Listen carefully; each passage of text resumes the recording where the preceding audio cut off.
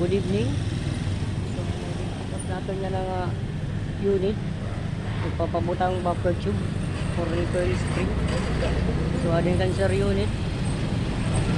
Adding cancer unit.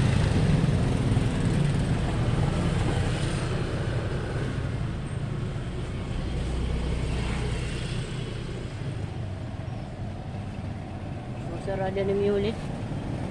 So, ini nga unit is diligyapan ni Sir yung palitado. So, sir, nagpapabutangan ka na nagun kanina post niya ka na recoil spring.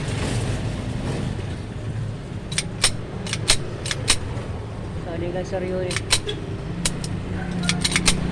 Testanay natin.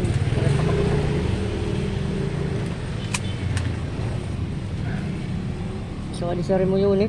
Testanay. Wala pa kabubutag. Firing. So, amo pa ito tiyari ko eh.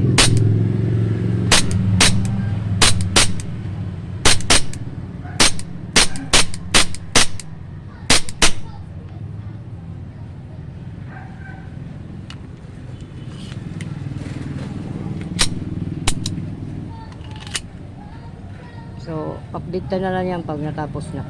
Thank you.